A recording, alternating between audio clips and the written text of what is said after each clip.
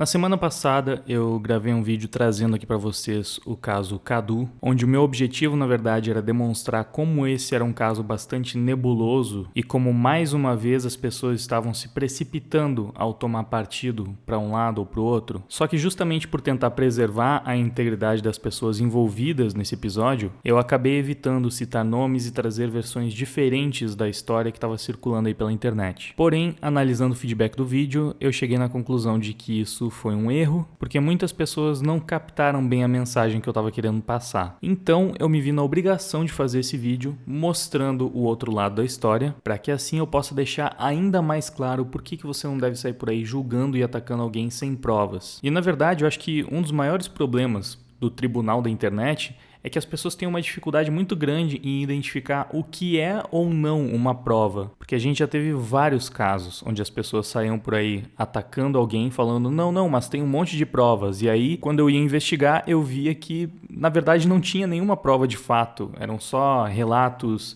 sei lá, no máximo um print que ninguém tinha confirmado se de fato era real. Coisas desse tipo, que foram justamente as provas, entre muitas aspas, apresentadas nesse caso Cadu. Enfim, um outro problema que eu tinha no vídeo anterior era que eu não podia trazer relatos de testemunhas que tinham contado para mim outras partes desse caso, só que de forma sigilosa. Mas eu fiquei sabendo que a suposta falsa acusadora se pronunciou sobre esse caso, dando a sua versão publicamente. Ela já tinha conversado comigo no privado na época que tudo estava rolando, mas como eu falei, eu não podia simplesmente trazer isso a público, porém, como agora ela mesma tomou essa iniciativa, a gente tem algo mais substancial para analisar. Então, assim, caso ainda não tenha ficado claro, eu vou falar mais uma vez.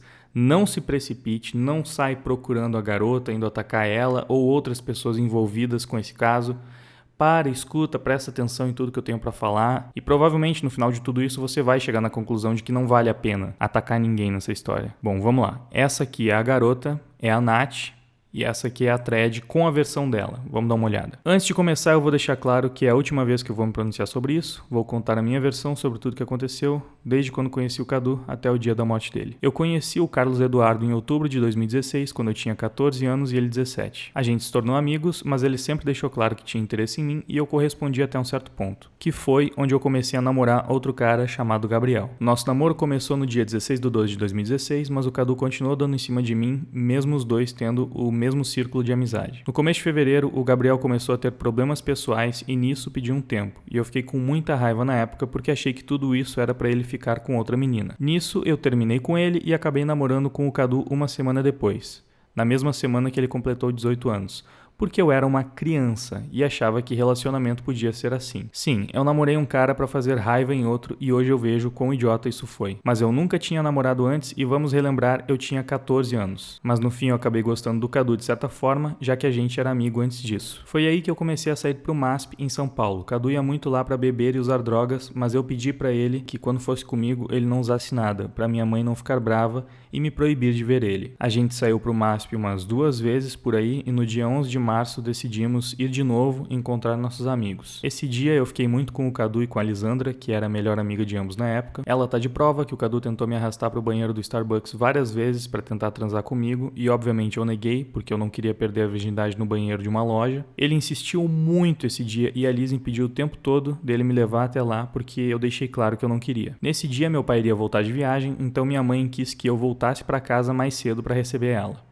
Ela foi me buscar às 7 horas da noite e como eu queria ficar mais, eu pedi pro Cadu ir pra casa comigo porque eu queria passar mais tempo com ele. E não, eu não tinha nenhuma intenção a mais, até porque meus pais estariam em casa. Tá, eu vou fazer alguns parênteses aqui. Pra galera que já tá querendo julgar a conduta dela ou dele, vamos lembrar que se tratam de 2 jovens, bem jovens mesmo, adolescentes. A menina tinha só 14 anos na época, o cara tinha 18. Eles já eram namorados aqui, então realmente não tem nada de errado ela querer que o namorado vá pra casa dela. Não significa que ela quer ter uma relação sexual com ele, porque na verdade é bem normal namorados irem pra casa um do outro mesmo quando os dois são bem jovens, são virgens e enfim, vão ficar só trocando uns beijos e amassos, sem ir além disso. Como ela falou, os pais estavam em casa, então isso por si só já é uma coisa que costuma inibir bastante os jovens. E aquele lance que ela comentou antes de ter ficado com o Cadu meio que pra fazer ciúmes no outro garoto que ela gostava, porque ela terminou por bobagem, por ciúmes, alguma coisa assim, mais uma vez, mano, adolescentes, namoristas, namorinho de adolescente, essas coisas são normais. Se nada nem parecido aconteceu com você na adolescência, provavelmente aconteceu com algum amigo. Sei lá, não é possível que você nunca tenha visto isso entre adolescentes. Que terminam, um fica com raiva e aí quer fazer ciúmes no outro e enfim. Nada de muito estranho até aqui, né? Vamos combinar. Então, prosseguindo com o relato, fomos pro meu apartamento e quando chegamos lá, minha mãe deixou claro que não era para levar ele no meu quarto. Eu concordei, então a gente ficou no escritório onde ficava o PC. Ficamos vendo Black Mirror, até aí tudo bem. Minha mãe ficava entrando no escritório toda hora pra ver se ele não tava fazendo nada. Uma hora o Cadu começou a passar a mão na minha perna e até aí tudo bem, mas começou a passar dos limites e eu odeio ter que expor isso aqui, mas é necessário. Ele começou a tentar me masturbar e eu tava muito desconfortável. Primeiro que eu morria de medo da minha mãe. Segundo que se ele fizesse algo comigo ali, meus pais iam me proibir de sair, falar e principalmente namorar com ele. E terceiro porque eu ainda amava o Gabriel e era com ele que eu queria perder a virgindade. Todos esses motivos me parecem bem plausíveis. Tipo, eu consigo imaginar que essas seriam as preocupações de uma menina de 14 anos que tá ali desconfortável, meio tensa também, é inexperiente, é virgem, né? Nunca passou por isso antes. Não sabe como lidar, é o namorado dela, mas ao mesmo tempo ela não tá querendo isso, tá com medo dos pais, tá pensando que na verdade não sabe se gosta tanto assim do moleque. E ao mesmo tempo, o garoto mais velho provavelmente já não era mais virgem, tá excitado, enfim, tá querendo levar o relacionamento por um passo adiante. Jovem, né? Não consegue se segurar, acaba passando dos limites. Enfim, é um cenário bem incrível pra mim. Ele insistiu muito em tentar transar comigo mesmo ali no escritório e eu disse não inúmeras vezes. Eu cheguei a pedir pra ele parar e nada funcionou. Então, ele começou a questionar por que eu não queria fazer aquilo e dizer que eu não amava ele. Eu disse que não era isso e que não era do jeito que eu queria e que eu não estava preparada. Ele parou? Não. Sei que aí vem aquela dúvida de, mas por que você não gritou ou pediu ajuda? Por medo da minha mãe. Eu cedi e eu me arrependo muito de não ter gritado para minha mãe me ajudar. Eu chorei enquanto ele fazia e pedi para ele parar de novo. Ele infelizmente chegou a penetrar sem camisinha, mas a minha mãe entrou no quarto e impediu que ele continuasse. Nisso ela ficou muito brava e já foi logo expulsando ele. Então, sobre essa parte, eu acho até estranho ela colocar essa pergunta, né? Alguém teria dúvida, por que você não gritou e pediu ajuda? Eu imagino que outras pessoas perguntaram isso para ela achar que seria uma dúvida frequente. Mas me parece realmente previsível que uma menina de 14 anos que tá ali com o namorado insistindo não vai querer também fazer um escândalo para chamar a atenção dos pais, justamente por causa do que ela relatou antes. Tipo, isso geraria vários problemas para ela ali em casa, né?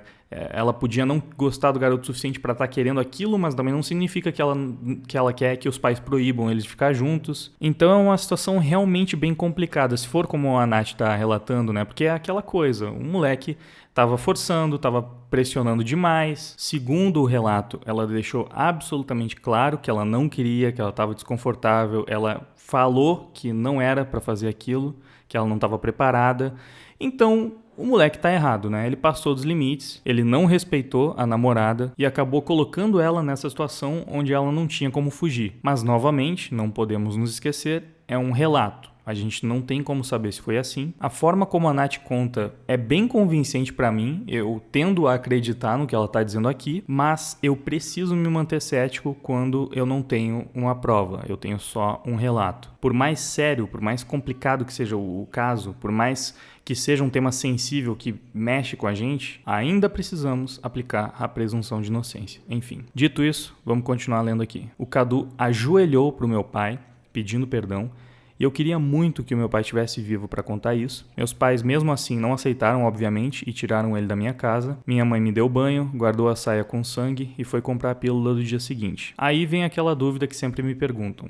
Se ele te estuprou, por que não foi na delegacia denunciar? Caramba, é uma dúvida parecida com a anterior também. Tipo, novamente, ainda era o namorado dela. Até esse dia ainda era o namorado dela. Então, por mais que tenha sido uma experiência horrível, traumática para ela mesmo, não é assim para uma menina de 14 anos sair denunciando o cara que era o namorado dela até aquele mesmo dia por estupro. Mas enfim, né, vamos ver o que a Nath tem para responder. O motivo de eu não ter denunciado, mesmo com provas, foram os meus pais. Eu moro numa cidade onde todo mundo se conhece e meu pai era conhecido por todo mundo da polícia. Meus pais estavam com vergonha de levar a filha de 14 anos para denunciar um estupro. E sim, eu pensei em ir sozinha, mas eu não sabia nem chegar numa delegacia. Minha mãe é super protetora e eu nem teria como sair de casa sozinha. Então aqui ela fala que ela até quis, né? Até pensou em fazer isso, mas acabou não fazendo por causa dos pais dela, enfim. Tenho dúvidas em relação a isso. Eu acho que, de qualquer forma, ela poderia se sentir inibida por causa dos pais, ou enfim, por não querer se envolver a família num problema tão grande. Mas de qualquer forma, é como eu disse antes, eu não acho tão estranho que uma menina de 14 anos passando por essa situação que ela descreveu não tenha ido direto na delegacia denunciar. O fato dela não ter feito isso, pra mim, não significa que o estupro não aconteceu. E aqui na sequência ela fala: sim, o estupro foi real e eu não vou implorar para que acreditem nisso, porque eu sei o que eu passei. Jamais ia mentir sobre algo de alguém que eu gostava. Eu tive que tomar coquetel de AIDS por 1 mês, porque os meus pais não confiavam nele, e foi um inferno, eu passei mal todos os dias. Tirando tudo isso, minha mãe martelou meu celular para que eu não contasse aquilo para ninguém, nem conversasse com ele. Com isso eu fiquei sem comunicação, tiraram o PC e esconderam o iPad. Mas o que aconteceu com o Cadu aquela noite? Bom, eu não vi, mas eu acredito no que me contaram, então vou repassar para vocês e cada um tira a sua conclusão. Depois dele ser expulso da minha casa, ele não queria voltar para casa dele. O Cadu não gostava da família e deixava isso bem claro para todos os amigos dele. Então, uma menina chamada Sofia se ofereceu para que ele dormisse na casa dela, na Paulista. Vou colocar os prints do relato dela. Oi, vim falar sobre isso nesse grupo porque eu sei que a querida priminha dele tá aqui. Esse é o Cadu, o menino que supostamente morreu espancado por conta de falsa acusação da ex dele. Então, eu vou falar tudo. Eu fiquei esse tempo todo escolhendo não falar sobre isso, porque é muito pessoal. Mas enfim, já que essa desgraçada resolveu querer chamar a atenção e jogar a merda toda no ventilador depois de tanto tempo, eu vou finalmente dar o gostinho que ela queria. O Cadu foi a primeira pessoa que eu saí quando me mudei para São Paulo, e desde essa época ele já queria me pegar. Dentre várias coisas ridículas que ele fazia, como levantar minha saia, tentar me beijar à força, falar coisas obscenas para me deixar desconfortável, inclusive enquanto eu namorava, realmente, estupro nunca foi uma coisa que ele tinha chegado a fazer. Então, teve um dia que ele estava na casa da Nath, namorada dele, e ele tirou a virgindade dela. Mas os dois cabaços deixaram a porta aberta, lógico. E a mãe dela viu e expulsou ele. Era tarde e ele não tinha para onde ir. Então, eu tive a brilhante ideia de deixar ele dormir aqui junto com a Lisandra, uma amiga nossa. Porque eu com certeza não queria que ele dormisse aqui sozinho comigo. Com certeza ele ia tentar fazer alguma coisa. Ficamos aqui e na hora de dormir eu deitei entre os dois e no meio da noite senti ele passando a rola em mim, minha amiga viu e como eu tava meio dormindo, meio em choque, ela separou ele de mim. Então sim, a Natália pode até ser uma grande mentirosa, mas não anula o fato de no mesmo dia ele realmente ter estuprado alguém, não foram anos antes, meses antes, foi no mesmo dia e a intenção foi a mesma. E pelo que eu fiquei sabendo pela última namorada dele, Giovanna, antes mesmo de eles terminarem, é que um dia ela acordou com a vagina doendo e cheia de porra. Eu sei que é meio inevitável tratar os defuntos como santos, porque eles não estão aqui para se defender de nada e seria injustiça acusá-los, mas contra fatos não há argumentos e essa peste de santo não tinha nada. Eu tô com a minha consciência limpinha porque antes dele morrer pediu desculpas e a gente fez as pazes, mas essa candanga ainda quer ganhar fama em cima do coitadinho do cadáver. Ah, e mais uma coisa, ele tava tendo uma overdose também. O melhor amigo dele colocou ele na viatura para levarem pro hospital e foi correndo para lá esperando eles chegarem. Quando chegaram, ele desceu da viatura sem blusa, sem sapato, sem óculos e todo machucado. Isso aconteceu no caminho quando ele já tava morrendo. Violência policial existe, mano. Não é motivo para acusar os outros. Então, acho que é nessa hora que eu preciso fazer algumas intervenções. Aqui a gente tem mais um relato que corrobora com isso que a Nath tá dizendo e ela também traz outros nomes de pessoas que supostamente também corroborariam com essa versão, mas esses não são os únicos relatos que existem. E como eu disse, na época que eu estava investigando esse caso, eu entrei em contato com muitas pessoas que estavam diretamente envolvidas e que me falaram sobre o Cadu. Então eu tinha conhecimento dessa parte da história, dessas pessoas que estavam dizendo que o Cadu não era flor que se cheire, que ele se envolvia com drogas e que ele já tinha aí outras garotas dizendo que também tinham sido estupradas por ele. Porém, também tinham as testemunhas que ficaram do lado do Cadu, por assim dizer. Inclusive, eu conversei com 2 garotas, se não me engano, que falaram que eram amigas dele, que eram próximas, que já dormiram no mesmo quarto várias vezes e que ele nunca tentou fazer nada. Disseram que ele não era esse tipo de pessoa e me trouxeram alguns relatos, alguns prints sobre outras coisas que a Nath teria feito, que demonstrariam como ela era mentirosa, enfim. Me contaram outras coisas sobre a Nath para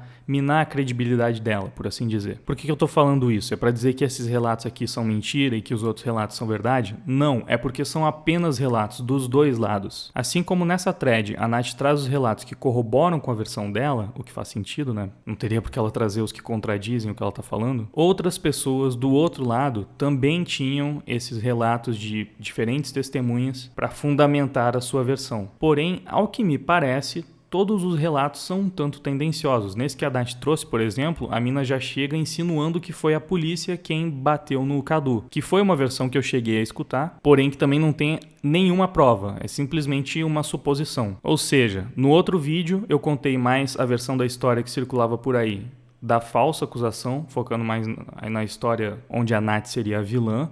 E aqui, como a gente está vendo a versão da Nath, o Cadu meio que vira o vilão. O certo não é você simplesmente pegar só um desses relatos e absorver tudo que está sendo dito e assumir que essa é a verdade. Ah, não, então esse Cadu era um escroto, então ele mereceu o que aconteceu. Não, você não sabe. Assim como também não é certo pegar só pelo outro vídeo e falar: ah, mas ela realmente acusou falsamente ele, então ela já está errada aí de qualquer forma. Você também não sabe se foi o que aconteceu. O ponto é justamente esse. Ninguém sabe. Então, num assunto sério como esse, que envolve a morte de uma pessoa e consequências drásticas na vida de outras que continuaram, você não pode simplesmente sair por aí pegando relatos, acreditando cegamente naquilo e usando isso para cancelar quem quer que seja. No mínimo, você deveria tentar buscar informação dos dois lados para construir uma opinião que se aproxime mais da verdade. E geralmente, quando você fizer isso, no mínimo você vai perceber que não é certo sair atacando ninguém, porque você não vai ter mais certeza de nada. Pelo menos se forem casos assim, que são só relatos jogados na internet, que não tem um julgamento de verdade com provas reais sobre o que de fato pode ter acontecido. Bom, prosseguindo aqui na thread, na sequência a Nath fala: nesse texto ela deixa claro que o meu relato não era real, até porque nesse dia eu nem tinha como falar com ninguém. O próprio Cadu deve ter contado isso pra ela, ou vocês acham que ele ia chegar na casa de outra menina, sendo que a minha melhor amiga Liz estava junto, e falar que tinha me estuprado? Não. Bom, eu acredito sim que ele tenha tentado estuprar a Sofia naquele dia, porque ele fez isso comigo, né? E eu nunca vou duvidar da palavra de uma mulher até que se prove que o cara é inocente. Bom, aqui a Nath tá errada e quem acompanha esse canal já sabe por quê, né? Mas é a opinião dela. Não é o cara que foi acusado que precisa provar que é inocente, né? São as pessoas que estão acusando que precisam provar que ele tem culpa. Enfim, eu não sei dizer quanto tempo exatamente levou para que a minha mãe liberasse o iPad. Eu só lembro que ela me devolveu porque na época minha escola tinha livro online e eu usei isso como desculpa para usar. Mas eu chuto que demoraram uns 2 ou 3 meses. Nisso, quando eu consegui mexer no Facebook, eu fui falar com o Gabriel. Eu contei pra ele, primeiro porque na minha casa esse assunto tinha virado tabu, não tinha com quem eu pudesse desabafar e eu não ia na psicóloga ainda. Segundo, que eu confiava nele pra isso. Então eu contei e na hora ele me apoiou. Eu acabei contando pra algumas amigas que eu achava que eram próximas. E sim, eu errei em ter contado pra outras pessoas, mas o que me surpreendeu é que tinha gente que já sabia que ele teria tirado a minha virgindade. Ou seja, ele saiu contando por aí. Eu nunca saí espalhando que ele me estuprou. Eu não fiz nenhum post sobre. O que eu fiz foi contar para as pessoas próximas para poder desabafar. Obviamente deu merda e o Cadu ficou muito puto comigo e todos os nossos amigos ficaram do lado dele. Novamente não sei que mês eu saí de casa, mas todas as vezes que eu saí foram com o Gabriel. Nisso eu voltei a namorar com ele. Até que um dia a gente resolveu ir pro MASP, já que o Gabriel, eu e o Cadu tínhamos o mesmo círculo de amizades e acabamos encontrando o Cadu lá. Foi a primeira vez que eu vi ele depois do estupro e eu fiquei muito mal. Quem estava nesse dia sabe que eu acabei bebendo muito e briguei com eles. Nesse dia eu descobri que o Cadu estava namorando uma menina chamada Giovana e até aí tudo bem, mas mais tarde ele tentou me beijar no shopping e eu questionei sobre o namoro dele e ele disse que era aberto, mas eu recusei mesmo ele forçando aquilo. Meses depois eles terminaram e eu fico sabendo por alguém que ele teria estuprado ela. Sim, outro relato. Isso aqui foi mais ou menos o que também tinha sido contado naquele outro print que ela mostrou. Pra mim, esse relato de mais uma pessoa ter sido estuprada por ele reforça o tipo de pessoa que ele era e a possibilidade de ele ter me estuprado. Eu tô mostrando isso como argumento para provar o meu estupro e eu acho horrível que alguém tenha que gastar energia provando o próprio estupro. Sim, é horrível, Nath, mas é como funciona. Quando você é vítima de um crime, você precisa provar esse crime de qualquer forma, não só estupro, qualquer crime. Não faz sentido você achar que você pode só acusar alguém de ter cometido um crime e não precisar provar isso. Pô, você já falou, então todo mundo já tem que aceitar automaticamente. Mas prosseguindo aqui, sobre o print que fez as pessoas me acusarem de ser racista, eu queria dizer que ele é uma montagem, vocês mesmos podem ver a qualidade é super ruim, e eu vou explicar de onde veio. No final de 2017 eu comecei a participar de um grupo chamado Pedober, lembrando que eu tinha 14 anos, e eu nem sabia na época que isso era uma referência à pedofilia. Nesse grupo eu acabei vendo menores de idade postando semi-nude, eu obviamente nunca postei, mas entrei no grupo e comecei a ver aquilo e fiquei muito brava e briguei com o dono do grupo, que era o Carlos Fal. E eu fui super escroto e falei várias coisas. Eu falei que eu era branca e rosinha, essa parte do print é real. Eu não precisava ter falado aquilo, em momento nenhum eu ofendi ele pela cor. Obviamente o que eu falei remete ao racismo, mas foi uma forma ruim de me expressar discutindo com ele na hora. Não estou me justificando, eu realmente errei, mas eu quero que saibam que eu não sou racista, esse tipo de pensamento não me representa e nunca me representou. Eu me arrependo muito, eu gostaria de lembrar que eu era uma criança, naquela época eu não tinha ideia do peso das minhas palavras.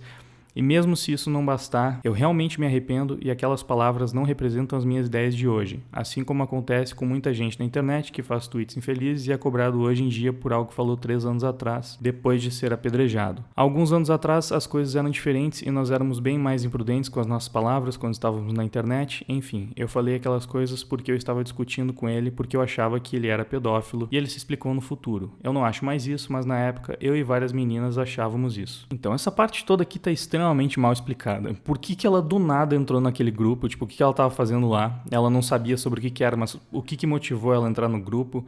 E aí ela começou a ver essas imagens e foi discutir com o cara porque achava que ele era pedófilo e, enfim, por que o cara estava nesse grupo também. É um negócio bizarro, é extremamente questionável em vários pontos, mas há de se considerar a idade dela, 14 anos. Não é a primeira e certamente não vai ser a última adolescente a falar e fazer muita merda na internet. Enfim, prosseguindo, o que eu quero dizer com tudo isso é que aquele print nunca teve nada a ver com a história do Cadu, aquilo é uma montagem. Essa aqui embaixo é o verdadeiro, foi muito difícil de achar esse print, mas eu fiz questão de procurar, pois era importante esclarecer que eu não sou racista e nunca fui. Enfim, aí aqui ela mostra de onde é que saiu o print onde ela fala que é rica, branca, rosinha, fofa, que a galera tinha usado no outro Exposed, né, insinuando que ela tinha falado isso sobre se safar da falsa acusação. Como dá pra ver, a resolução é 1000 vezes melhor do que o print que rola por aí e a foto é diferente porque é a que eu usava na época. Os prints estão fora de contexto porque é o que eu encontrei, gostaria que eles fossem melhores, mas já serve para provar que aquilo é uma montagem.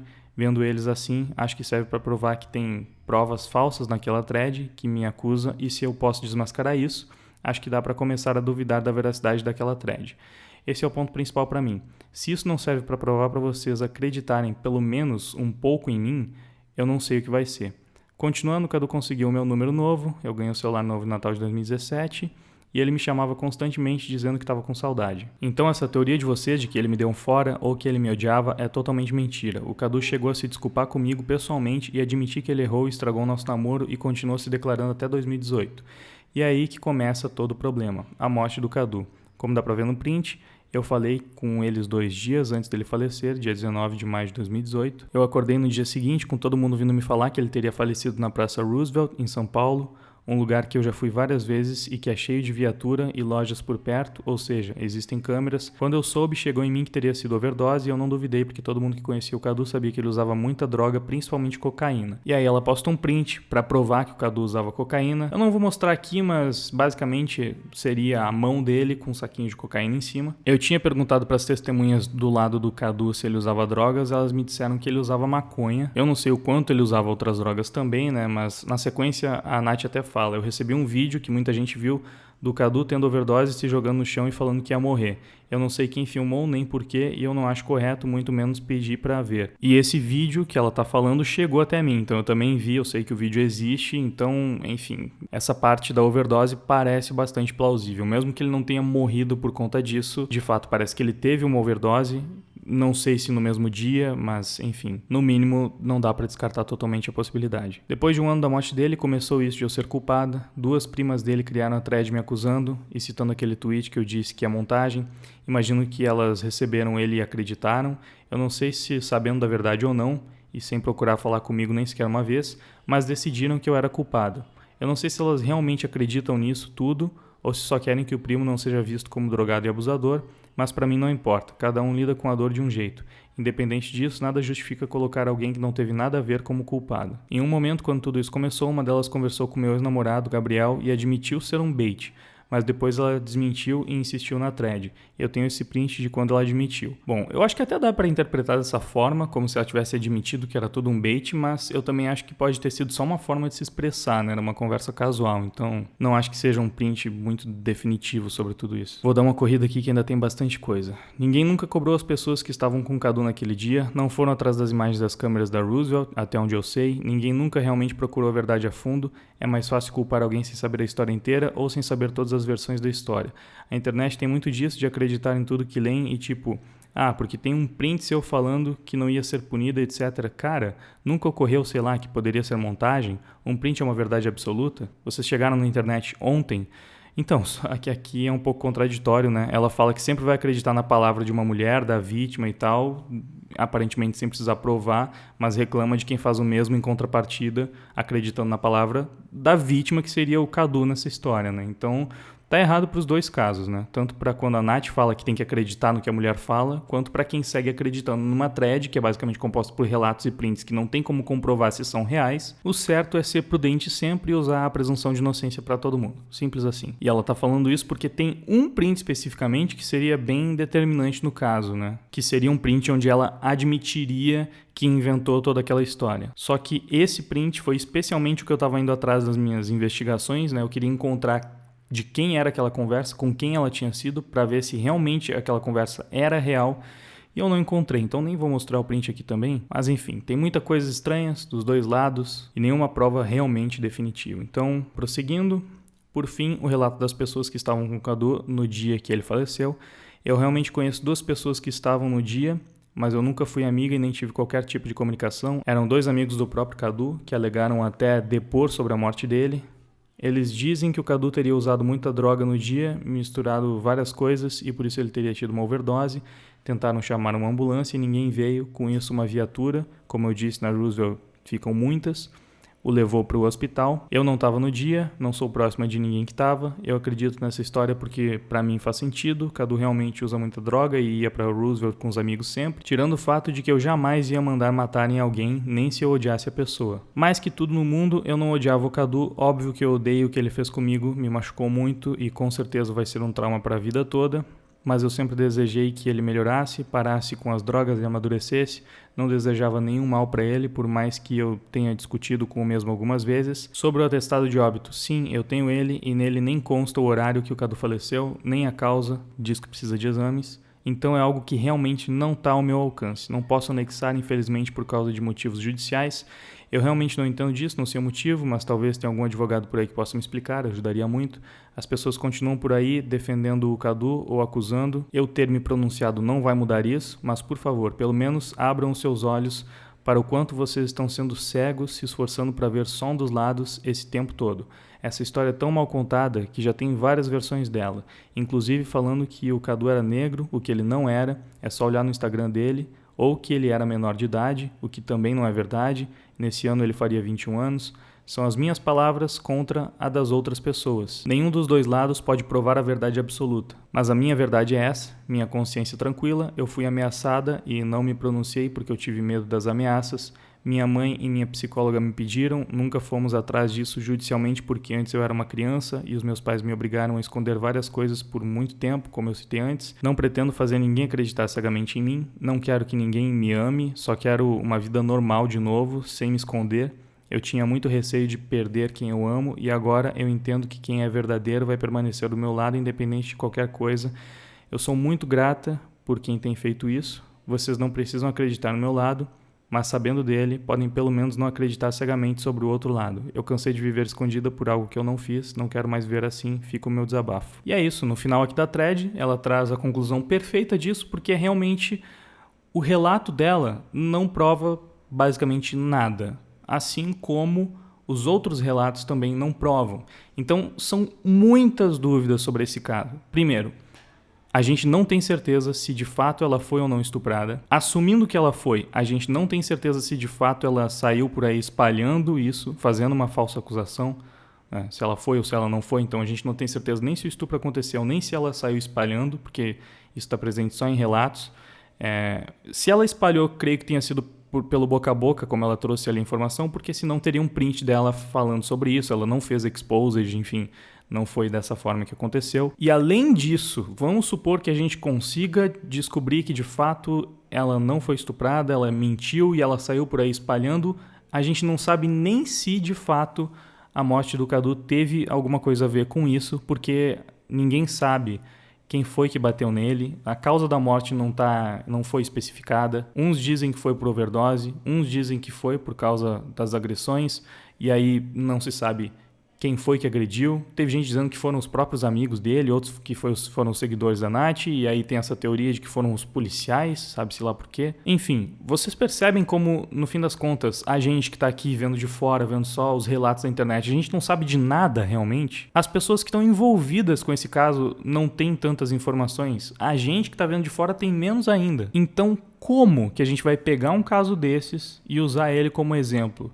tanto de, sei lá, de um caso absurdo onde a menina foi violentada, um cara que estuprou várias meninas, quanto de uma falsa acusação. A gente não sabe, não tem como saber. Com as informações fornecidas até o momento, não dá para saber. E ainda assim, mesmo que o meu outro vídeo tenha sido nessa direção, de falar, mano, a gente também não pode sair por aí acusando alguém de ser uma falsa acusadora, sem ter certeza se foi isso que aconteceu. Muitas pessoas simplesmente ignoraram essa parte e foram falando, não, é mais uma falsa acusação, então, não sei o quê. E outras também ignoraram o que eu falei para falar, não, mas já tem todas as provas de que o Cadu era culpado. Não tem. Essa aqui são as provas? Não são.